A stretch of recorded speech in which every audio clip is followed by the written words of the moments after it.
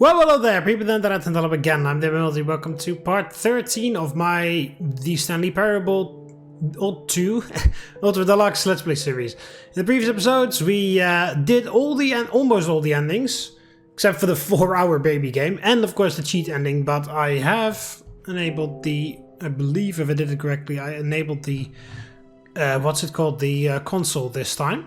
However, as you can see, we can now play the epilogue. So let's see what is up with that.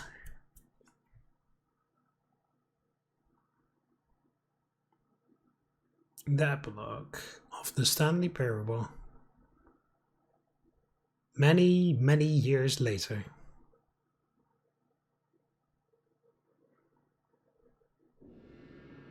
Oh great, we're back here again.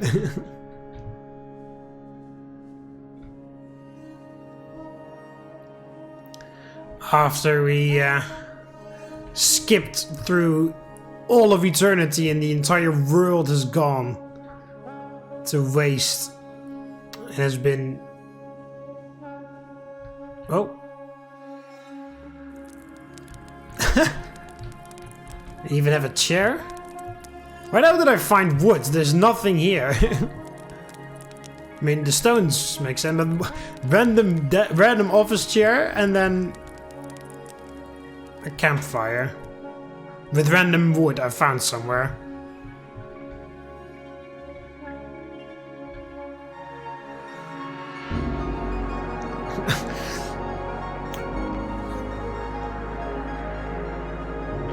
Oh, more office chairs.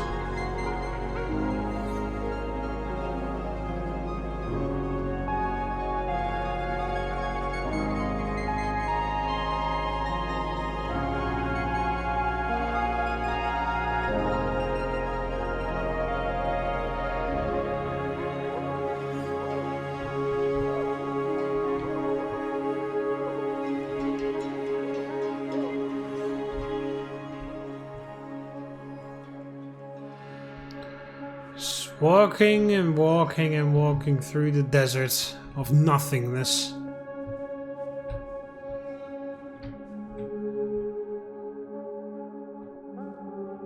Oh hey! Some of the memory zone survived. It's pretty crazy that this house has remained this intact since it's made out of wood. And that there's somehow a generator outside as well. But we've made it back to the memory zone. Oh, it's in memory of the Stanley Parable 2 even.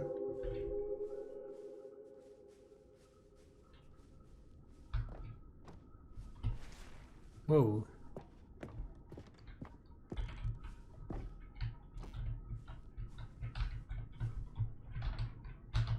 Oh. Not allowed back there.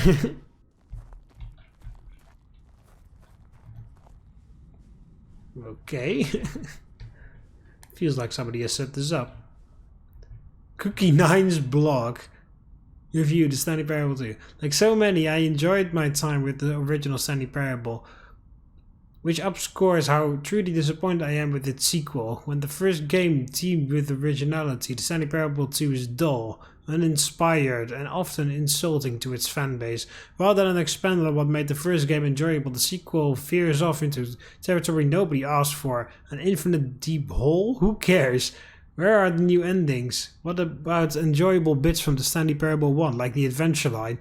Instead, we get an uninspired side quest collecting figurines. Even this diversion feels incomplete. Collecting all the figurines gives you nothing. Hey, it's about the excitement of finding them. I must say though, I found the bucket to be quite comforting. A welcome reprieve from, but we can't read anything else. Review Stanley Parable 2. Sorry, I haven't been blogging too much. Cookie 9. It's your fault that we are here in nothingness, I believe, because you were the one who said that we should have a skip button.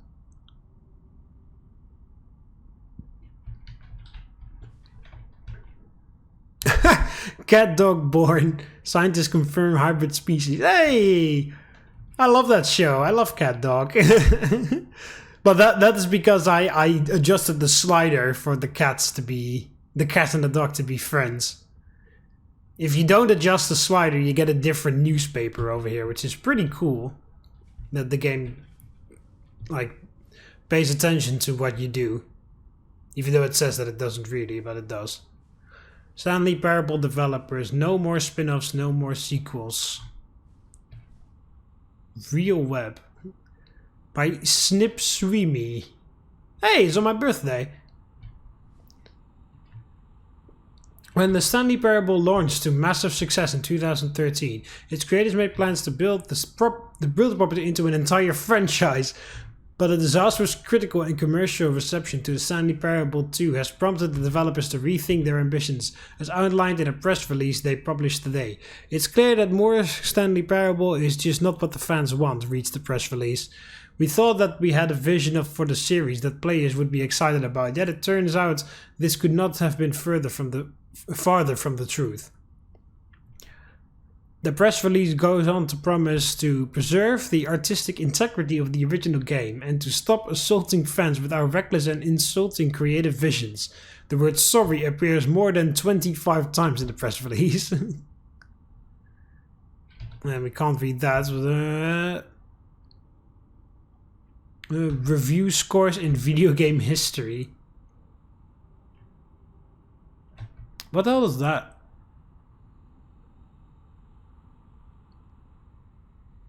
I don't know what that's. Review scores in video games history. Seconds. That's okay. Oh, these are the gym buttons.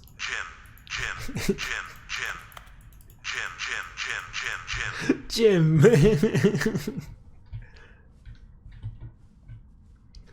But who the hell set this up if the narrator isn't even here anymore?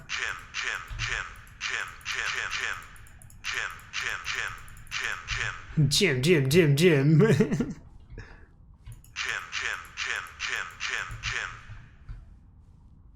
Oh, the figurines are there. Stanley. Ooh. Stanley. That one says Stanley. What the fuck? What the hell is that? I don't even know what that is. Stanley. Okay, there's one that says Stanley. That's interesting.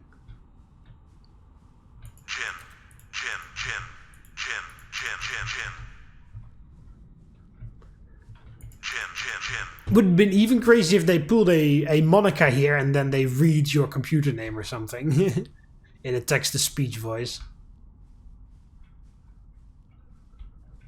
More collectibles! Look at that. 26 out of 6. Right, I guess I have to drop down the hole. Or walk down the hole. Okay, there is part of the office here. There's a computer there.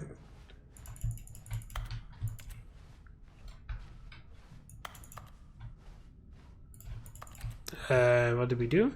Thank you for enjoying the new content. The jump circle.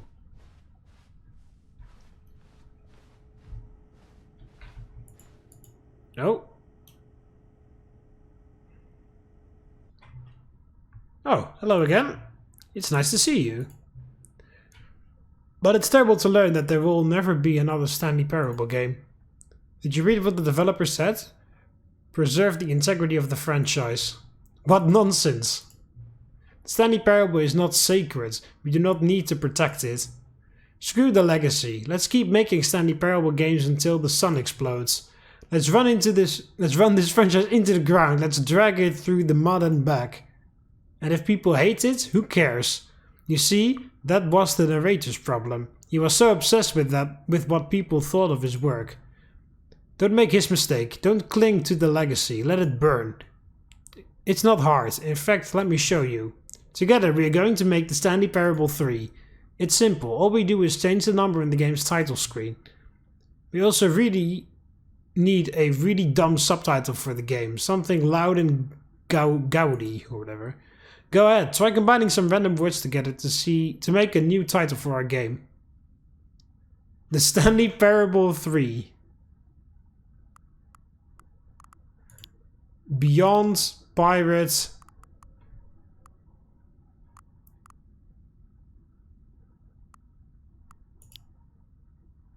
Oh, you can. Oh, you can only click one of the two. Beyond Pirates. The Stanley Parable 3 Beyond Pirate is absurd. I love it. Every time you restart the game, we'll advance the number of the sequel by 1. Then we'll pick a new subtitle. That way, the Stanley Parable will never end. And nothing in the game itself will change when you do this either. Adding more content sounds like work. No need to do that. It'll just be the same content, recycled again and again and again, with a new title screen. What do you say? Should we go forward with this plan? I like it, but I want you to have a say as well.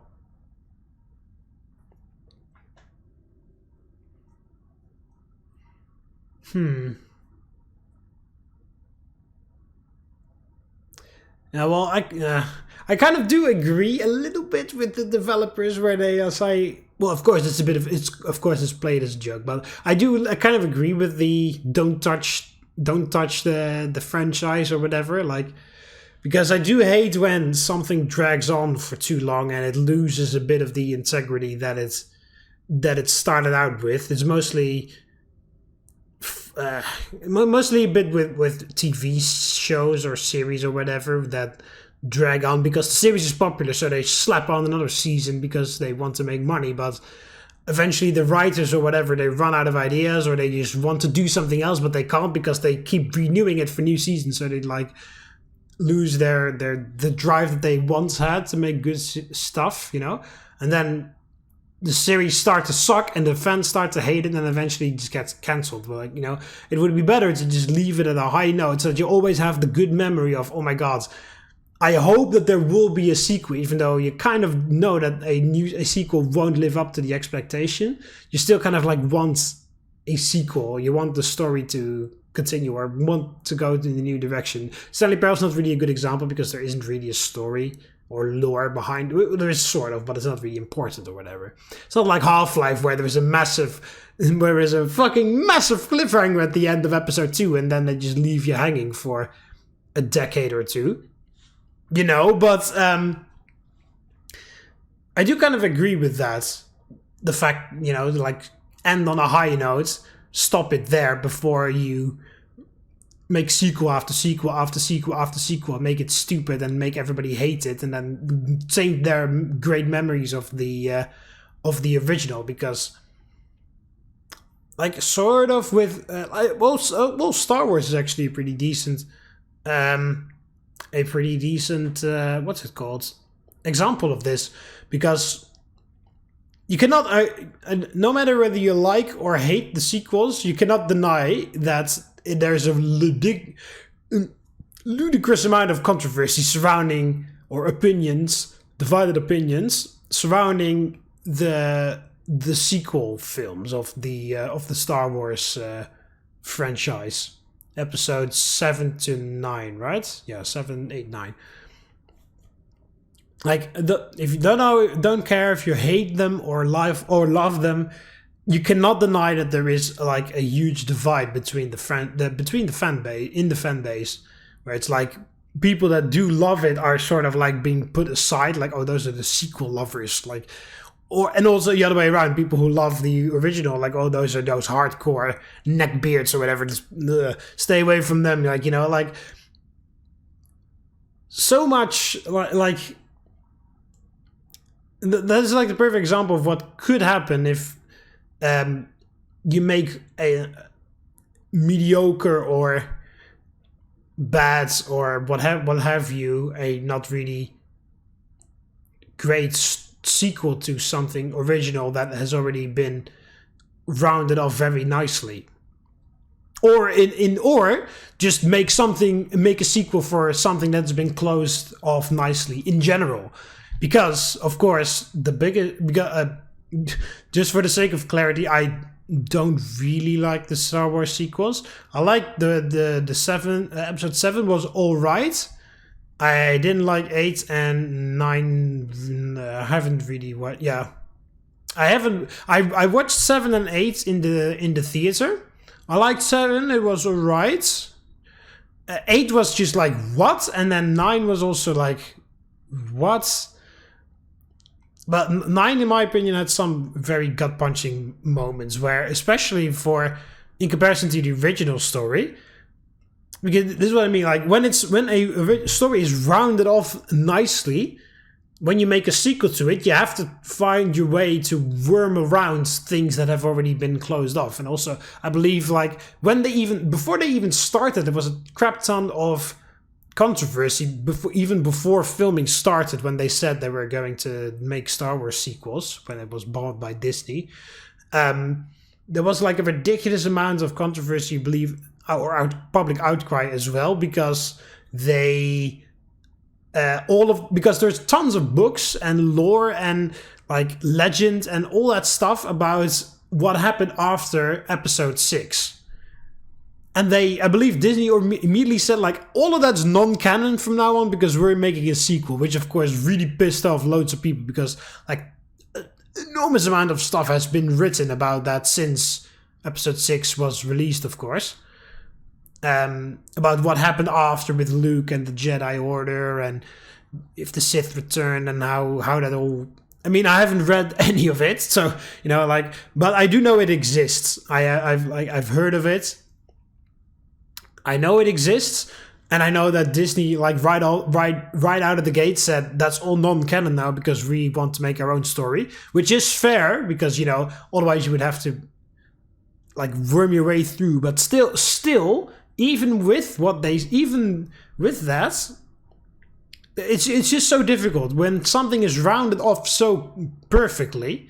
Because I do really think that the original Star Wars trilogy is ended off very nicely, and I do also really like the prequels. With all the bad things that everybody hates about, I still like the prequels. The prequels are solid. And I do also love the story there where it sets up for the original trilogy. But the original trilogy leaves off perfectly. It closes off a lot of... It answers all... I can't really remember any questions that are left unanswered, to be honest. So it answers all questions that have been left to answer in that final film. And it answers everything. It has a nice closure. And of course, it's a happy ending because, you know, Anakin...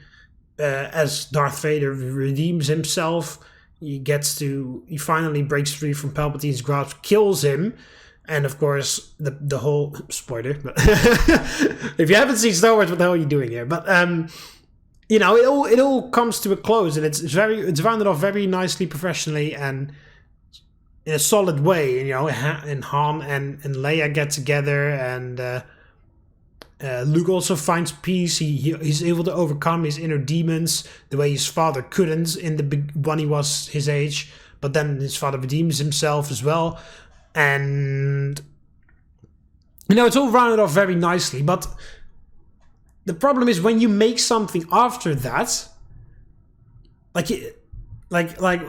you can make a spin-off or whatever, something like, you know, in the same universe but with different characters, so that you don't have to touch anything of the original. But then, you know, that's not a sequel, that's a spin-off. So if you want to make a sequel, you have to break open the caskets. Or that's how I see it a bit. Like, it's a casket, the series died. Sounds very a series that dies has a very negative feel to it nowadays, but technically the series died with episode 6 because it ended very well and perfectly. So it was a beautiful funeral. You know, it was all handled very, very calmly, very, very maturely, very professionally. There was a nice funeral. There was, you know, it was all perfect. And then the coffin has been put in the ground, and then there was tombstone. Like, the series is over. You know, the story is done.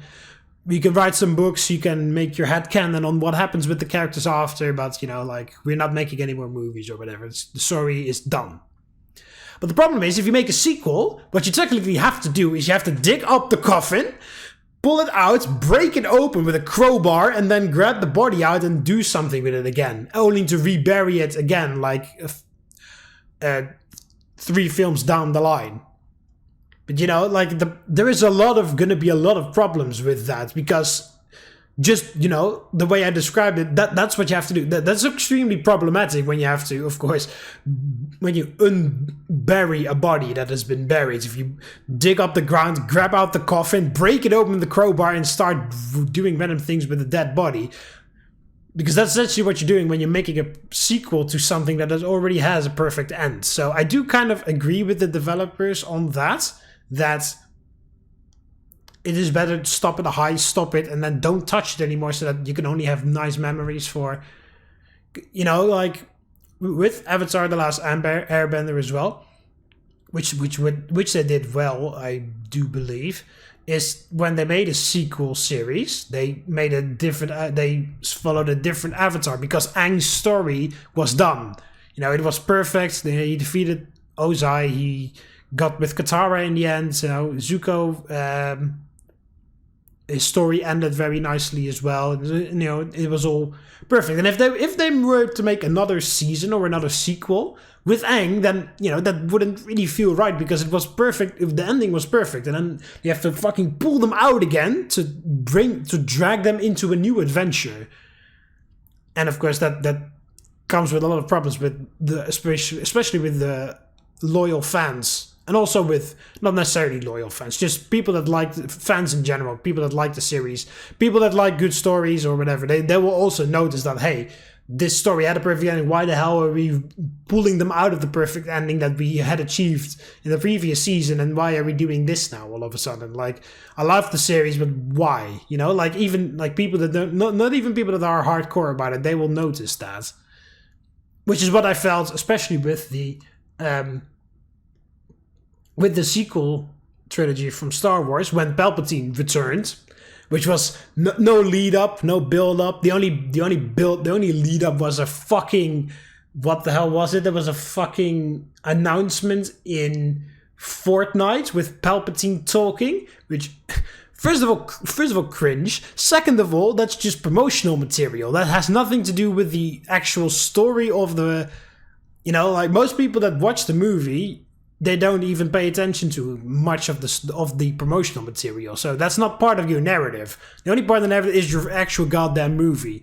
It's not the promotional material, it's not the trailer, it's not the commentary reel you can do after you're done with developer commentary or whatever. That's not part of your story. If you have to explain your story with a commentary track after you're done, then you've not made a good story. So, there was no build-up at all for Palpatine returning, except for in the promotional material, which, like I said, doesn't count, because that doesn't count towards the narrative of the entire story, because that's not a movie or whatever. That's just a promotional material, so people go to the cinema to buy tickets that you make some money with your thing. So there was no build-up at all, and then very randomly Palpatine was returned, and then the only reason why was just because, what's his name, Poe? Or, no, not... Is his name Poe? The guy from Kung Fu Panda is called Poe, but is the guy from Star Wars also called Poe? The guy, the fighter pilot guy, the replacement for Han Solo, essentially. The Han Solo wannabe. I believe it is, and I can't remember. But, see, I don't even remember his name properly. That's how much of an impact the sequels have given on me. I know Rey and Finn, and then I believe that guy's called Poe, but I don't know for sure. And that's all about the names I knew from the people. Yeah, and of course there was Chewbacca and Lando Norris. Lando Calrissian, who returned, and Leia and shit, and Luke. But don't really remember that many new characters. There was that fucking weird casino guy, the gambler, don't know his name. Oh yeah, and there was how the hell is he called? The Darth Vader wannabe,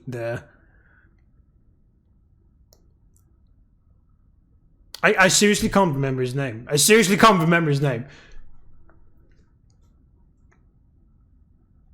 guy, not Snoke. I do remember Snoke somehow, but what the fuck is he called? I'm more like pissed off about the fact that I don't remember his name now. I seriously can't remember his name. The antagonist who works with Rey and eventually kills Palpatine. But anyway, what I was talking about, there was no build up, and all of a sudden Palpatine is back with a very sloppy explanation that he was cloned or whatever, and that he somehow survived. But first of all, that explanation is crap. Second of all, even if that explanation was done ridiculously well, it's still completely destroys the beautiful ending we achieved in... Well, it sounds like I worked on the movie, which I didn't, of course. It completely destroys the beautiful ending that was achieved in episode 6, because that ending has lost all meaning because he survived in the end. So, you know, like, Anakin's redemption arc is now less of a redemption arc because he didn't actually kill Palpatine. He just came back. Like, surprise, bitch. few movies after, I am back.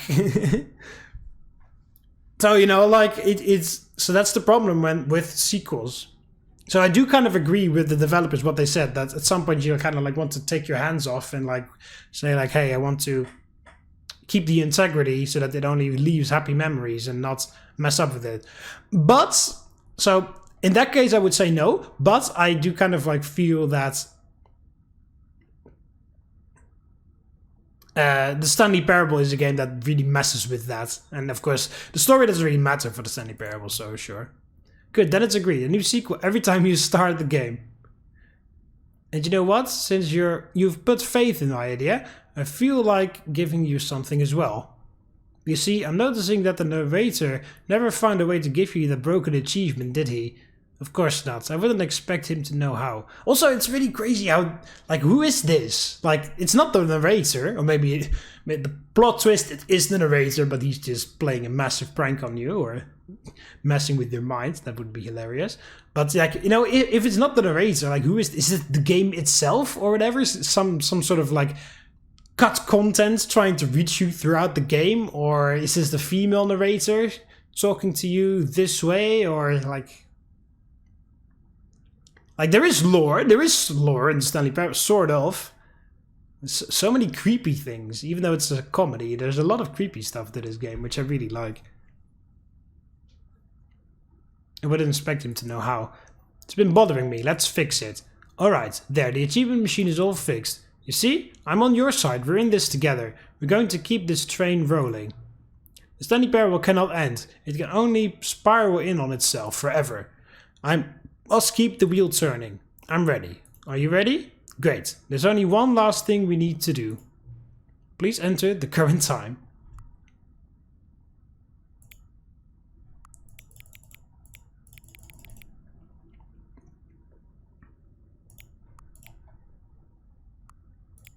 Oh, no. Oh, yeah. Please adjust the slider till the computer is barely visible. No, whatever. Doesn't really matter. Thank you. Please enjoy the Stanley Parable. You are playing the Stanley Parable 3 Beyond Pirates. I can do the epilogue again. Alright, if we begin the game again. Now skip the intro. Balloons are still there. All of his co-workers were gone. What could it mean?